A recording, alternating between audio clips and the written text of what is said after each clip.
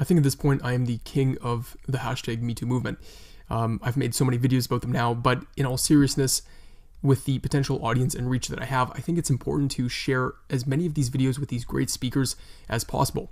These people actually speak openly and honestly about this topic, which in today's day and age is refreshing to say the least. Now, I do read the comments. Please let me know what you think about it. As always, I will see you in the next one. Well, when I was trying to think how I should begin this talk, it occurred to me that the safe way to begin would be to affirm that I'm opposed to sexual assault and sexual harassment. Get that out of the way. But I actually feel that I can't say that because I don't know what the terms mean anymore. They've been stretched to such an extent by the plethora of self-proclaimed victims who've been coming forward of late. And I feel that I don't want to lend even momentary lip service to what seems to me a truly bizarre social trend that doesn't distinguish between the innocuous and the criminal.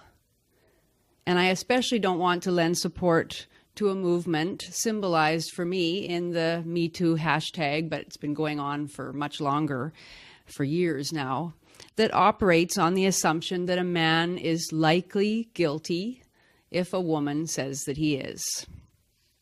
We're at a remarkable moment in our history in which the contradictions of feminist ideology, rather than causing the movement to lose momentum, actually seem to be causing it to gain momentum, and in which contempt for men has become so normalized that sweeping condemnations of all men are now perfectly acceptable in our public discourse.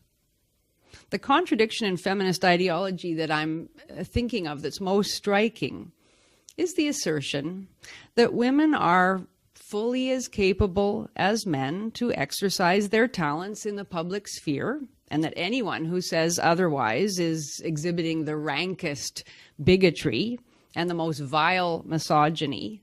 We have that on the one hand, that assertion, coupled with displays by women of the exact opposite of a Victorian-era fragility of epic proportions. Recently in Canadian politics, we have had a so-called sexual harassment scandal in which a Manitoba MP, James Bazan, had to undergo an investigation by the Chief Human Resources Officer for the Canadian House of Commons, had to complete sensitivity training, and had to apologize repeatedly, both privately and publicly, to the Quebec MP, Sherry Romanado. Romanado is the parliamentary secretary to the Veterans Affairs Minister in the Liberal government. What did James Bazan do that was so terrible? According to the reports I read, he made one or possibly two off-color jokes 7 months ago.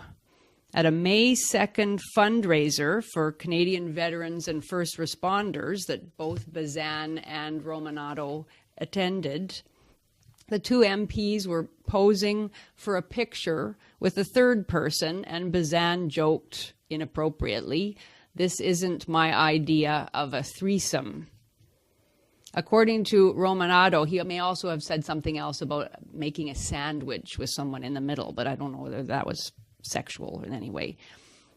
According to Romanado, who's still tearful about the incident 7 months later, the remark was, quote, unwanted, quote, inappropriate, and, quote, humiliating. And she told the House of Commons that the comments were sexual in nature and, quote, have caused me great stress and have negatively affected my work environment. She later commented that, quote, people are afraid to live what I've had to live through. I find it concerning that someone with governmental responsibility for a file as serious as Veterans Affairs would allow herself, even for an hour, not to mention 7 months, to be distracted by such a trivial matter. Are women really such delicate reeds, such psychologically fragile entities that a few words uttered in jest in a public place and then repeatedly apologized for could wreak such emotional havoc? And it seems they are. As the Romanado story was working its way through the headlines, another woman in the United States was coming forward to tell of her years-old trauma, this time in an article for The Atlantic magazine entitled, "I Believe Franken's Accusers," it's Al Franken, of course, "because he groped me too." This was published on December 6th.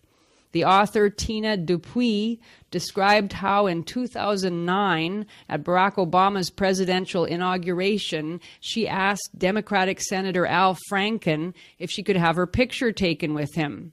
He agreed. They posed together, and that's when he groped her. Here's her description of the moment. Quote, "He immediately put his hand on my waist, grabbing a handful of flesh. I froze. Then he squeezed at least twice." The squeeze was so devastating, according to Dupuis, that her very personhood seemed to have been erased. She described the incident. "It shrunk me. It's like I was no longer a person, only ornamental. It said," this is still the squeeze, I guess, speaking, "You don't matter, and I do." Now, while it's true, of course, that not all the hashtag #MeToo allegations are this trivial, a fair number are. And it is astonishing that they should be allowed to take up so much public space and attention. Even more concerning is that the vast majority of these claims, serious and trivial, are merely allegations, not proven in any court of law.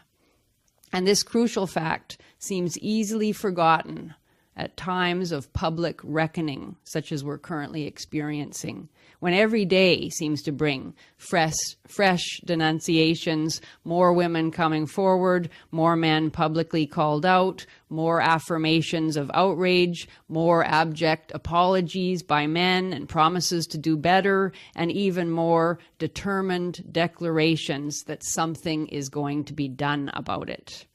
This is surely a phenomenon of mass hysteria in which thousands of women claim to have been sexually terrorized by a range of behaviors that include lewd remarks, jokes, compliments, requests for dates, expressions of sexual interest, or fully clothed physical contact in public spaces.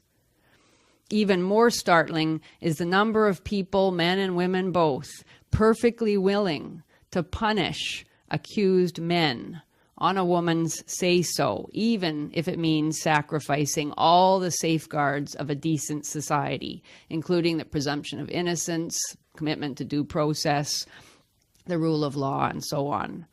This is a terrifying outcome, clearly related to decades of feminist theorizing, insisting that men are guilty if women say they are.